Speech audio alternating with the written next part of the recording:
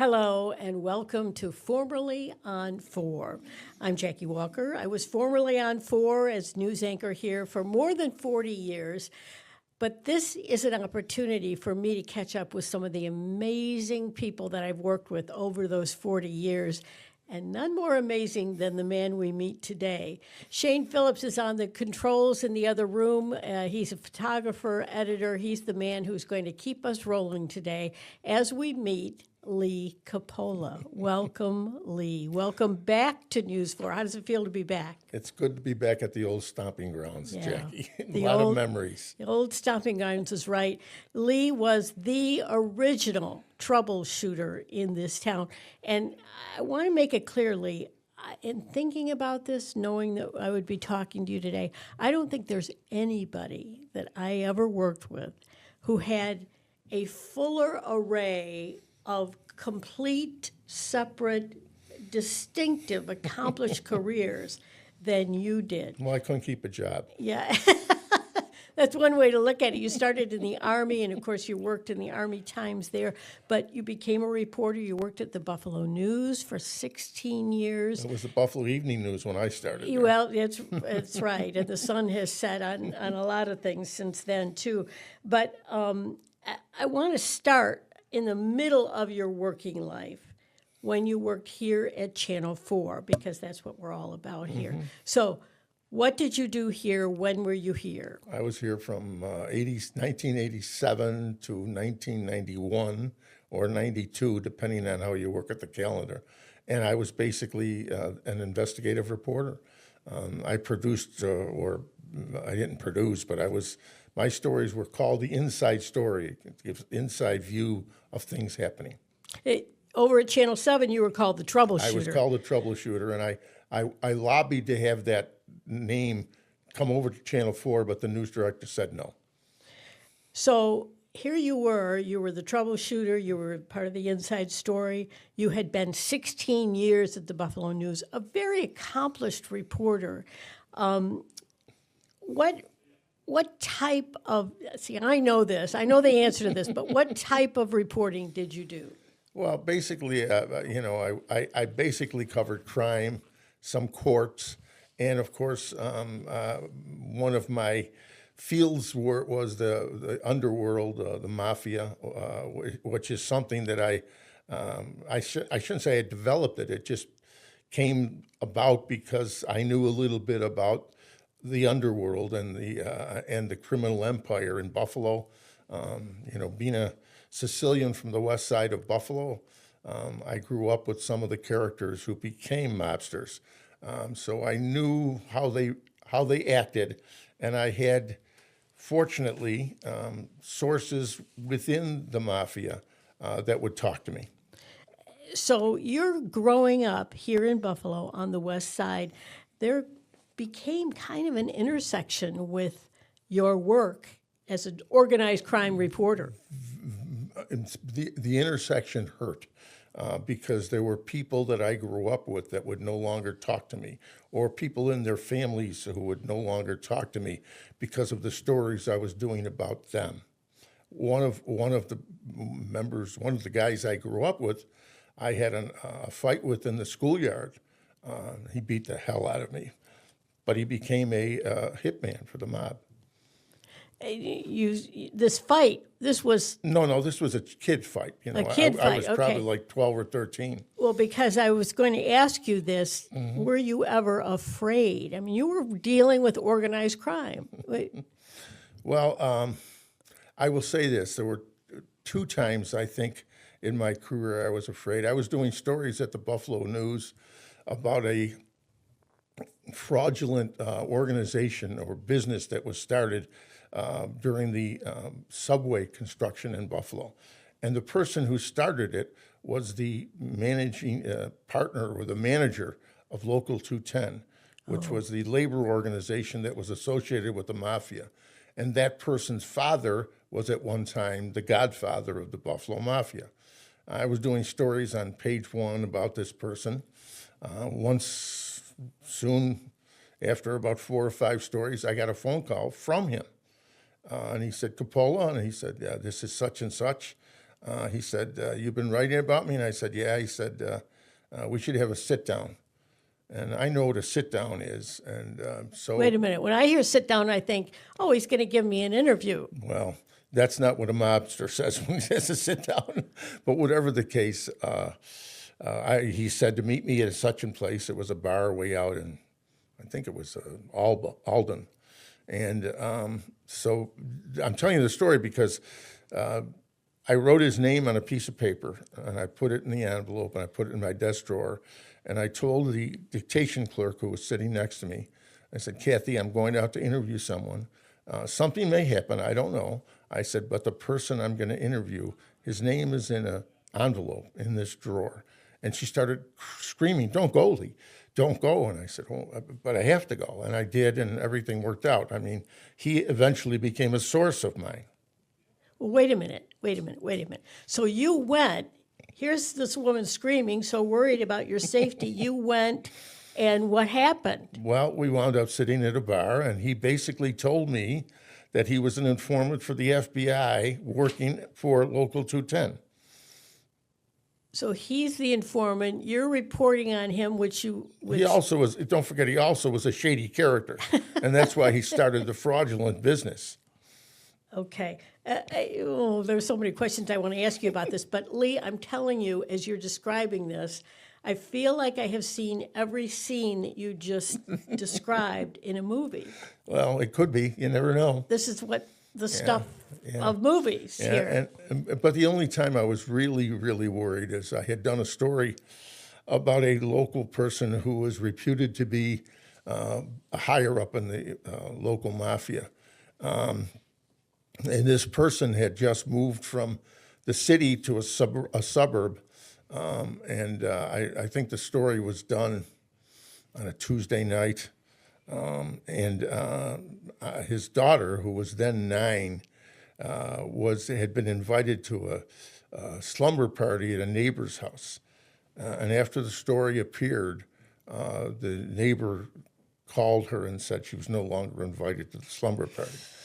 And from what I was told, she cried for like 3 days, and her father convened his crew and said that that's it, I have to be taken care of. And supposedly he put out a contract on me from a person I knew to be a mob hitman. And that concerned me. Concerned you? And I never told my wife. I'm in a point where I can look at your wife. She's here in the studio with us, your beautiful wife, Lee, and I'm thinking, what in the world did she think when she found this out? But you didn't tell her. No, I didn't tell her either of those stories. I didn't want to worry her because she really wanted me to cover the garden clubs or something like that. Well, okay, then let's talk about investigative reporting because some people might say it's a lost art these days. Some people might say it's enjoying a resurgence in some ways. Why is investigative reporting? What is it, first of all, and why is it so hard? Well, what I used to tell people is I don't cover news, I uncover news. And that's what investigative reporting is all about, uncovering news that nobody wants other people to know about, whether it be in government, whether it be in the public, whether it be in businesses. That's the job of an investigative reporter, to find out information so that the public can make decisions about their lives, about where to buy things, who to vote for, whatever the case. And people should understand that investigative reporting is hard. There's a lot of hard, just really boring, mundane work involved, going through records and pages of numbers and, things this is not fun, folks. This is not fun, but so necessary in order to put all the pieces of a puzzle together. Yeah, I had to learn the difference between a grantor and a grantee and a mortgagor and a mortgagee because I was looking up records, trying to figure things out very often. Yeah, and I watch news just as you do today, and you hear people say, well, somebody will figure it out. Well, that somebody is usually an journalist. investigative reporter Right. and who's getting, not great pay, not great support, not a great future a lot of times in journalism. So it's why we've seen kind of the winnowing out of that today. It's so valuable what you did. And the problem is that many companies don't want to put forth the resources necessary. When I was an investigative reporter, I came up with as many stories as I could, but you just don't create them. It's not like you go out and cover a parade. I mean, you're looking for information, and sometimes stories would take a week, 2 weeks, 3 weeks, and the station would be saying, "Well, we're paying you a salary. When are you going to go on the air? Why aren't you on the air every day?" Right, Yeah. right. So, but when you hit it, when you come up with good investigative stories, that's when the station reaps the benefits. Yeah, and as well they should. Talking about that, you're an award-winning investigative reporter, not just any investigative reporter. You've won the George Polk Award. Tell me about some of the awards. Well, the Polk Award was really because I did a story about a guy who was running a phony business school in Buffalo, and he was altering admissions reports when people would come in and take a test to be admitted to the school. If they didn't do well, he would change the answers so they looked like they did well, so he could bring them into the school and get the money that their tuition, basically from tax dollars, would get for him. And that's a story And that was an interesting didn't happen story. overnight No, either. and that story resulted in him being arrested, charged by the federal government, and paying $300 and some thousand fine. National Press Club Award. Yeah. And also Investigative and Reporters Editors Award. It's not. You don't do the job for awards. Right. I really believe that. You do the job to make your community and the life of your viewers or readers better. You've had the advantage of being both a print reporter and a TV reporter. Which did you like better? That's tough to say. I like them both, and they were so different. Because as a print reporter, I could call somebody on the phone and get information. But as a television journalist, I would call somebody and say, I don't want to go on camera. Yeah, got to have the pictures on I TV. said- Got to have the pictures. And I would tell them, the camera is my notebook. If I can't take a picture of you, I can't really do the story. Well, find something else to do. And that was a really difficult thing to do, is to convince people to go on camera, especially with the kinds of stories I was doing. Exactly. I used to think, I was jealous a little bit of the print reporters. I think they could sit at their desk and just call somebody on the phone and get a whole story, but I got to have the video in order to do mine. I think, from a logistics standpoint, being a print reporter is easier than being a television reporter. Not that either of these jobs is easy, because you are digging constantly for information that people don't want to give you. But I will also tell you, as a television reporter, some of the stories you do are more rewarding, because if you can do a story, and I used to tell this to, we'll get to the Bonaventure later, but I used to tell this to my students, if you can get a story where you can have video of the guy with his hand in the cookie jar, you've got a story, because people see the crime or the whatever is wrong being done before their eyes, and that has a tremendous impact. Boy, if you come back with the video of somebody's hand in the cookie jar, I say, hey, Lee, you're the lead story tonight.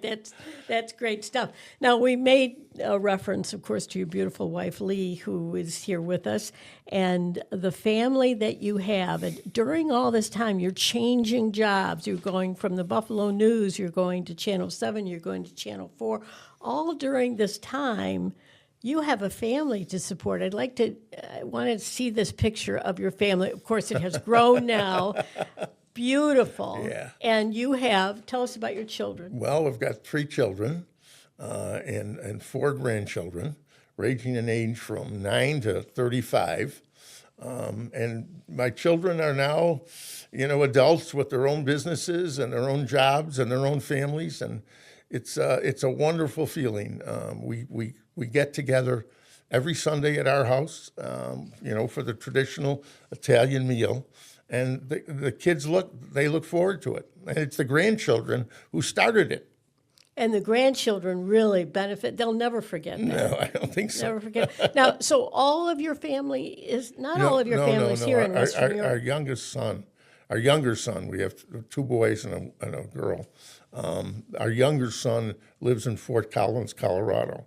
And he has the 9-year-old who's into hockey and who's into flag football and who's into soccer. So, but they come to visit a lot. He knows Buffalo's a hockey town, right? Well, he's a Sabre fan, I'll tell you, and he's a Bills fan. That's great. So I want people to understand, in looking at that photo of your beautiful family, that while you're doing all of this work and the investigative work, and some of it was dangerous and that kind of thing, you're raising a family, and then all of a sudden you're going to law school and becoming a lawyer and creating a whole new career. What happened there, and what was that conversation like with Lee, your wife? She was so supportive of everything I did, and that's really, what made it possible for me to do it. You say I raised a family. I raised a family about 20%. The other 80% was Lee. That's the right answer, Lee. Yeah, that's the right answer. I've been practicing. Yeah. Good No, job. really, without her, none of what I did could have been possible. And I believe that. I truly believe that. Now, you became a lawyer, and you worked for The U.S. Attorney's Office. the U.S. Attorney's Office, not just any office, the U.S. Attorney's Office. You became a federal prosecutor. I spent 5 years putting drug dealers in jail. Okay, which makes me think about what you had been doing as a journalist. Now here you are putting drug dealers in jail. Did those worlds ever intersect? Not really, because here's a funny story anyway. My first or second, I can't remember, case, I went before the judge, and the defendant was there, and he was a black individual charged with some sort of drug crime. And the first thing he told the judge is, "What's the troubleshooter doing here?" And the judge had to tell him, no, Mr. Coppola is no longer on television. Yeah. He's now an assistant United States attorney. And now you're in the big leagues with a federal prosecution here. One time I was picking a jury, and a woman juror said, "Well, you came into my office and you did a story." And she was scratched right off the bat. Oh, boy. Wow, can't sit on this jury, right? Okay, so 5 years then in the U.S. Attorney's Office. And then, all of a sudden, another career change. You became the dean of the journalism school at St. Bonaventure, which was your alma mater. Mm-hmm. How did that happen? Well, odd things happen in life. I've never really sought a job. When I was at the news, I got a call from the then news director of Channel 7. And he introduced himself, and first thing he said to me was, "What do you think about television news?" And I said, "I think it stinks." Oh. And he said, "Why?" I said, "Because I watch television every night, and I scream at the screen because the facts are wrong. I did a story like that, or the spelling was wrong on a name." I said, "And those are facts that are important." And my wife keeps saying, "Stop yelling at the television." And he said something very impacting to me. He said, "Does anybody ever answer you?" And I said, "No." He said, "Well, if you're on the inside, people might answer you." And that convinced me to try it in television. And then when I was on television at Channel 4, I was interviewing the then U.S. Attorney, Dennis Vacco, and he looked at me, he said, "Lee, you're an attorney, aren't you?" And I said, "Yeah." He said, "How'd you like to come work for me?" And I thought about it, and I said, "Well, wait a minute now. That's the biggest law firm in the United States. What a great opportunity." I never really wanted to be a lawyer, but that was an opportunity to really try my craft, so to speak, at the biggest law firm in the United States. So I said yes. And then when I was at the U.S. Attorney's Office, they were looking for a dean at the journalism school. I got a call from the president of St. Bonaventure, And he was asking me for suggestions, and I gave him a few names, and he said, well, I really have somebody in mind. And I said, who? And he said, I'm talking to him. And I thought that was the silliest idea in the world. I went home and told my wife, honey, guess what? President Wickenheiser asked me to be the dean of the journalism school. And she said, so? And you know, I told the kids about it, and my son Frank said something very impacting. He said, Dad, weren't you born to be the dean of the journalism school at St. Bonaventure? How can you say no when your family is so supportive? So I took the job, and it was 15 years of being the dean of the School of Journalism. 15 years, and what an impact you had in those 15 years on budding journalists. What do you think about your background and what you brought to the table? How did you shape that school? Well, I tried to bring the values that I learned at Bonaventure when I graduated in 1964. The ethics and the morals. My favorite course was media ethics. I always taught media ethics because I thought it was so vital for young journalists or even young communicators to go out in the world. So I think I imparted something to that of that to my students. But it was, you know, it was funny because the faculty would always say, well, you know, he used to report on the mob, and he was a federal prosecutor. You better mind your P's and Q's. And they were afraid of me, and I don't know, many of them then found out I was really a pussycat, but the faculty tried to make it like I was the ogre in the office. Oh, you were revered there. I know you were revered. I want to make sure we bring in the Channel 4 connection to St. Bonaventure, and that is wonderful. Late anchorman of Channel 4, longtime anchorman of Channel 4, Bob Coop. Who I worked with. What was the connection there with Bob Coop? Well, Bob died shortly after I went to St. Bonaventure. I worked with him, of course, for 4 years. I think it was 1995. Right. I think he died. Right. And I went to Bonaventure in 1996.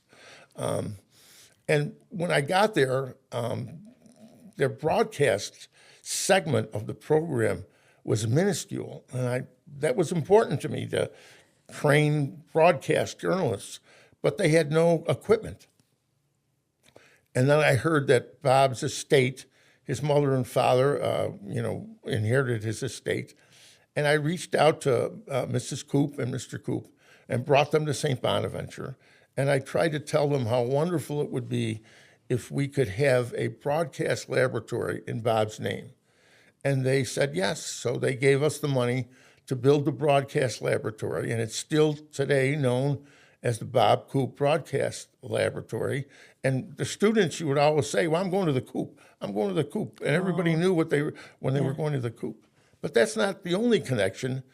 One of my, or actually two of the photographers I worked with at Channel 4, I hired to come and teach as adjuncts at St. Bonaventure, Mike Mombre Jr. The best. Right? Yeah. And then Tom Vetter. Both of them. Another one of the best. Both of them came to Bonaventure once a week to teach a 3-hour course on video production. Yeah, wonderful. So the connection was always there. All right.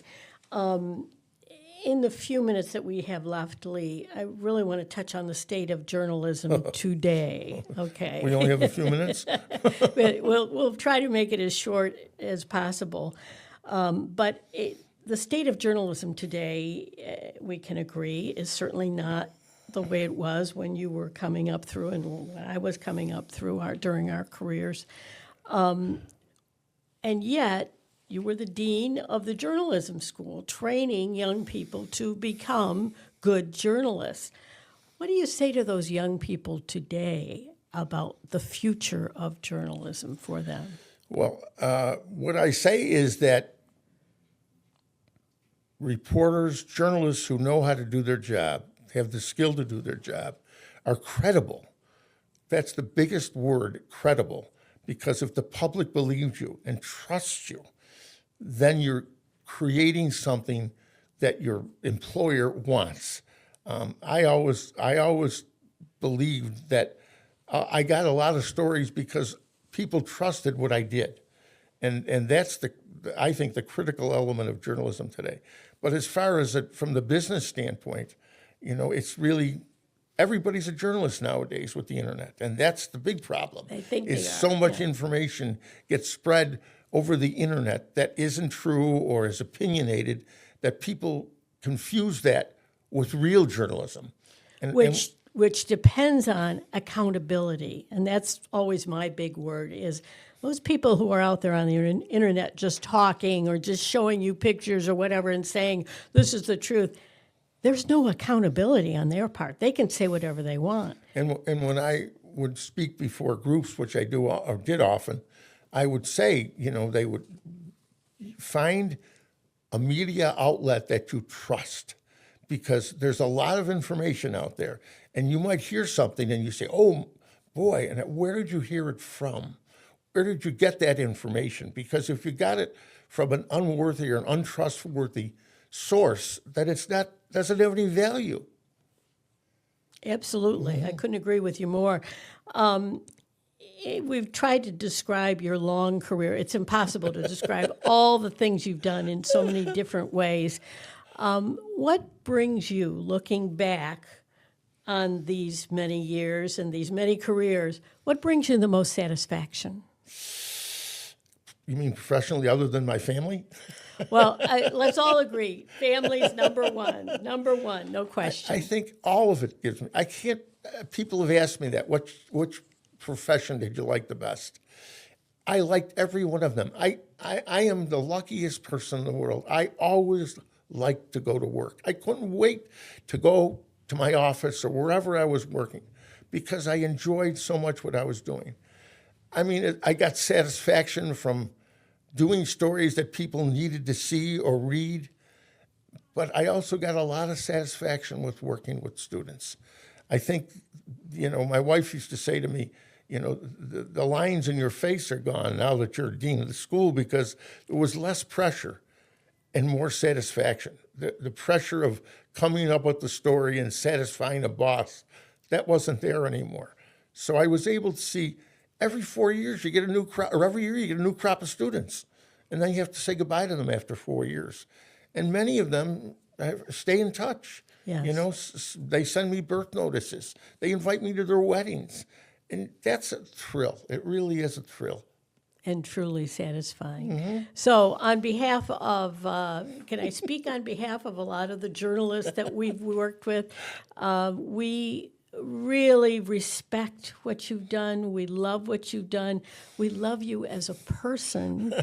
And of course, your wife, Lee, who's sitting right here, beautiful Lee. We love what you, as a family, have done for this community. Well, thank you. Believe me, I'm humbled by those comments. On that note, we will sign off this edition of Formerly on 4. You've just met one of the giants who worked in this newsroom at Channel 4. Thank you so much for spending time with us today. If you want to reach out to me, I'm Jackie.Walker at WIVB.com. I hope you enjoyed this.